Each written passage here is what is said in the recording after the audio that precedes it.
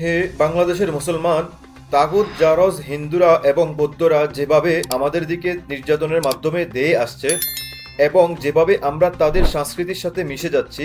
আমাদের দেশ একটি মুসলিম প্রধান দেশ, অথচ আজ হিন্দু কালচারই আমাদের দেশে আধিপত্য করছে।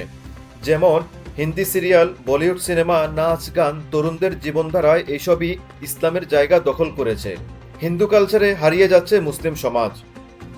নামাজ নেই, রোজা নেই, জাকাত নেই, আছে শুধু গান বাজনা আর পুজোয় অংশগ্রহণ করা। এবং হে মুসলমান, হে বাংলাদেশের মুসলমান, আমরা যদি এখনই সতর্ক না হই, প্রস্তুতি গ্রহণ না করি, যদি আমরা প্রস্তুতি গ্রহণ না করি, জেনে রাখো আমাদের বাংলাদেশের অবস্থা ফিলিস্তিন এবং আরাকানের চেয়েও আরও ভয়ঙ্কর আকার ধারণ করবে, যা আমরা কল্পনাও করতে পারবো না। আর তাই এখনই সময় তাদের সংস্কৃতি থেকে বের হয়ে আসার, এবং এখনই সময় কাফেরদের ধ্বংস করার। হে মুসলিম উম্মার বীর সন্তান, জেগে ওঠো! হে মুসলিম উম্মার বীর সন্তান, জেগে ওঠো!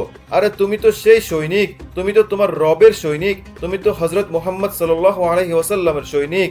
এবং যখন তুমি জেগে উঠবে, তখন নতুন সূর্যের উদয় হবে।